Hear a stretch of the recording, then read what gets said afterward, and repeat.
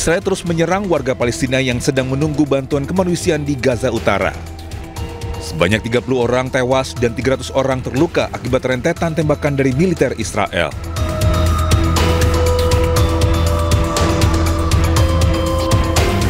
Warga harus bergotong royong membawa sendiri korban tewas dan luka sebab ambulans tidak dapat mencapai lokasi kejadian.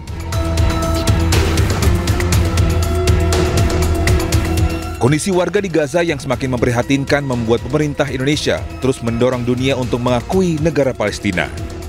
Indonesia pun mengirim delegasi ke Konferensi Resolusi Damai Palestina-Israel di markas besar PBB di New York.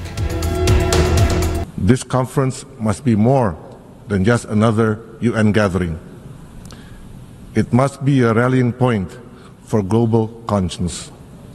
The future must not be a one-state reality built on annexation and apartheid.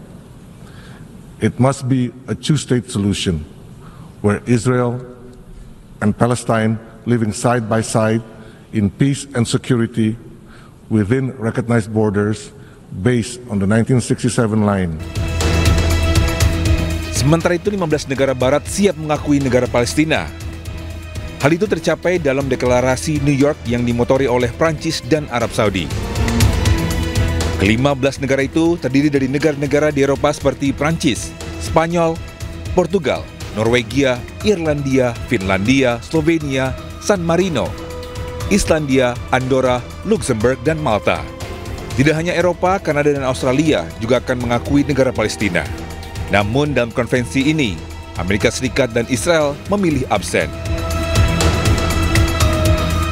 Sebelum konferensi digelar di New York, Amerika Serikat, Prancis dan Inggris mengumumkan akan mengakui kemerdekaan Palestina saat sidang Majelis Umum PBB September mendatang.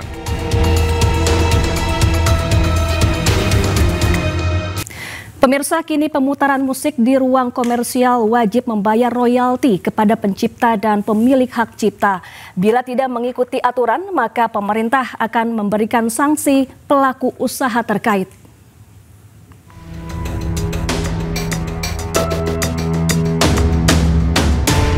Bila sebelumnya kita terbiasa mendengarkan musik saat makan di restoran, kini tak bisa lagi dilakukan. Restoran, kafe, hingga hotel tak lagi memutar lagu-lagu terkini. Lantaran pemerintah mulai memberlakukan aturan pelaku usaha yang memutar musik di ruang publik komersial wajib membayar royalti kepada pencipta dan pemilik hak cipta. Menteri Hukum Supratman Andi Aktas mengatakan nantinya tidak hanya ruang terbuka, platform musik juga akan diharuskan membayar royalti. Kalau itu kan ketentuan undang-undang, ya kan?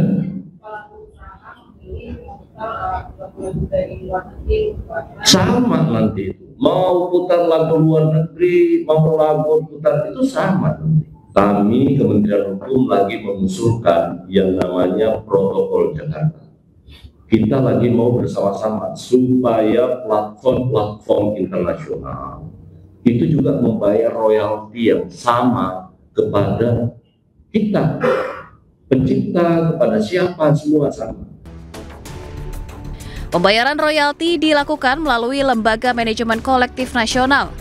Lagu-lagu yang dikenakan royalti tidak hanya lagu Indonesia, tetapi juga lagu internasional. Dari Depok, Jawa Barat, Yung Rizky, iNews melaporkan.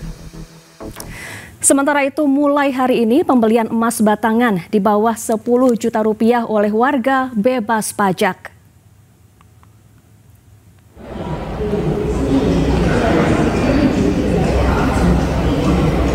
Kini rakyat bisa bernafas lega karena mulai hari ini warga atau perorangan yang membeli emas batangan tidak dikenakan pajak.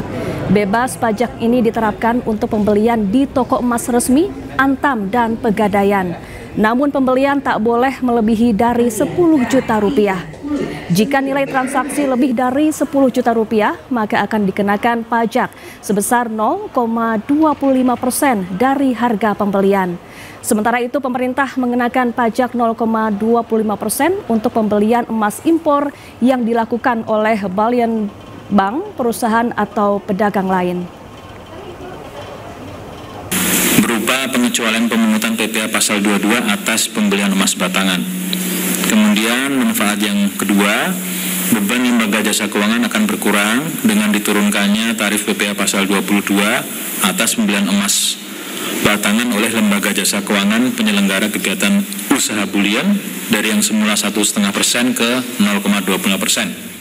Pusat Pelaporan dan Analisis Transaksi Keuangan kembali membuka puluhan juta rekening nganggur yang sempat diblokir. Sebelumnya dalam 5 tahun terakhir, PPATK temukan rekening pasif yang disalahgunakan tanpa sepengetahuan pemiliknya.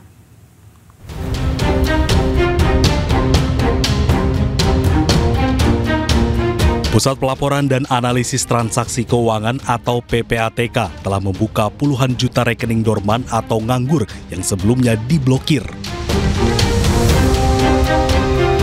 Kepala PPATK Ivan Yusti Avandana menyatakan PPATK membuka kembali 28 juta rekening yang sempat dihentikan transaksinya sementara.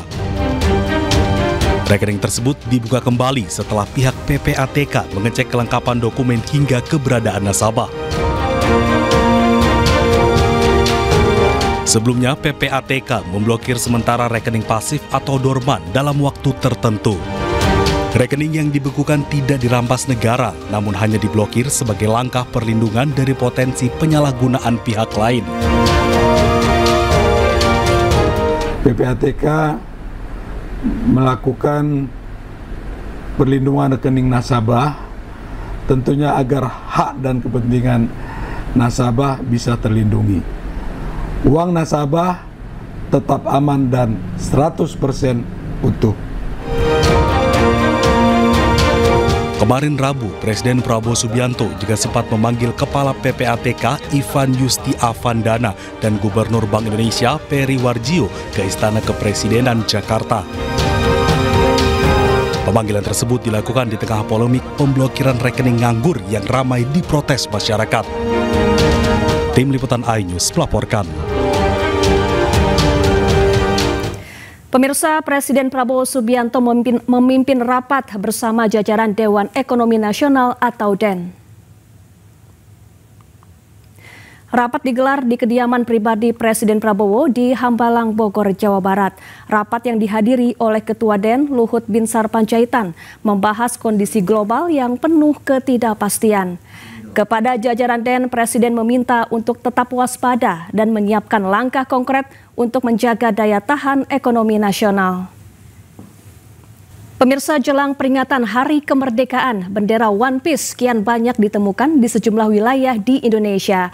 Berkibarnya bendera One Piece dikaitkan sebagai bentuk kritik sosial dan sindiran kepada pemerintah.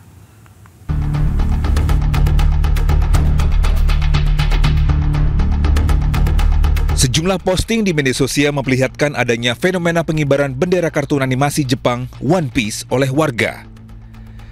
Dari unggahan di sejumlah akun di media sosial, bendera One Piece berwarna hitam dengan simbol tengkorak dan topi jerami berkibar di depan rumah hingga sejumlah kendaraan. Sejumlah netizen mengaitkan bendera One Piece dengan kebebasan. Namun ada juga netizen yang beranggapan bahwa bendera One Piece sebagai bentuk kritik sosial dan sindiran terhadap kondisi pemerintahan dan sosial politik di Indonesia. One Piece merupakan seri manga Jepang yang ditulis dan diilustrasikan oleh Eiichiro Oda dan menjadi salah satu manga terlaris sepanjang sejarah dunia.